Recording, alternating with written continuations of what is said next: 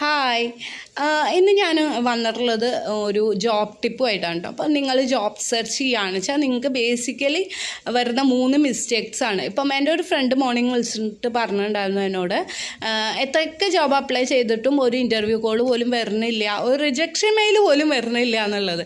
അപ്പം ഞാൻ പറഞ്ഞു കൊടുത്ത 3 ടിപ്പാണ് ഞാൻ നിങ്ങളുമായിട്ടും ഷെയർ ചെയ്യുകയാണ്. അപ്പം ഇത് കോമൺലി നമുക്ക് വരാവുന്ന 3 റെസ്യൂമിൽ ഉണ്ടാവുന്ന മിസ്റ്റേക്കാണ്. ഓക്കെ, ആദ്യത്തെ എന്താണെന്ന് വെച്ചിട്ടുണ്ടെങ്കിൽ നമ്മൾ റെസ്യൂംസിൽ ഒരുപാട് ഗ്രാഫിക്സും ഫോട്ടോസും ഒന്നും ആഡ് ചെയ്യരുത്. കാരണം നമ്മളുടെ റെസ്യൂംസൊക്കെ ATS വഴിയാണ് HR-ൻ്റെ അടുത്തോട്ട് എത്തുന്നത്. ഇപ്പം 90% കമ്പനീസും ATS, അതായത് ഒരു സിസ്റ്റം ATS എന്ന് വെച്ചാൽ എന്തുവെന്ന് വെച്ചാൽ ആപ്ലിക്കേഷൻ ട്രാക്കിംഗ് സിസ്റ്റം, അതുവഴിയാണ് നമ്മളുടെ റെസ്യൂമൊക്കെ വന്നിട്ട് HR-ൻ്റെ അടുത്ത് എത്തുന്നത്. അപ്പം ഇതൊരു സിസ്റ്റമാണ്, ഒരു ഹ്യൂമൻ ബീയിങ് അല്ല. അതുകൊണ്ട് തന്നെ നമ്മളുടെ റെസ്യൂംസിലുള്ള ഗ്രാഫിക്സും ഫോട്ടോസും ഒന്നും ഐഡൻറ്റിഫൈ ചെയ്യാനായിട്ട് സിസ്റ്റത്തിന് കഴിയില്ല.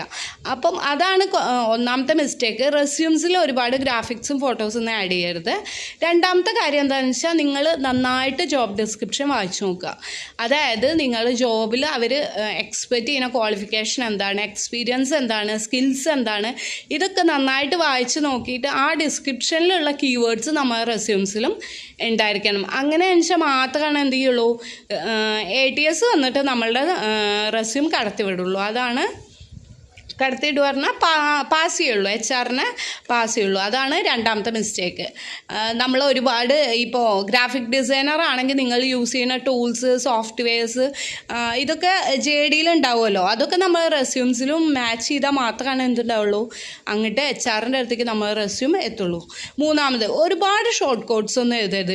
ഇപ്പോൾ HRM അങ്ങനെയുള്ള ഹ്യൂമൻ റിസോഴ്സസ് മാനേജ്മെൻറ്റ് ആണെന്ന് നമുക്കറിയാം, HR-നറിയാം, പക്ഷേ സിസ്റ്റത്തിന് അറിയില്ല. അപ്പോൾ ഷോർട്ട് കോഡ്സ് ഒന്നും ഒരുപാട് യൂസ് ചെയ്യരുത്. ഈ മോസ്റ്റ് ബേസിക്കായിട്ടുള്ള ഈ 3 കോമൺ മിസ്റ്റേക്ക് നിങ്ങൾ റെസ്യൂമിന് അവോയ്ഡ് ചെയ്താൽ തന്നെ നിങ്ങൾക്ക് വന്നിട്ട് HR കോഴ്സ് എന്തായാലും വരും. അപ്പോൾ ഒന്ന് ട്രൈ ചെയ്ത് നോക്കൂ കേട്ടോ.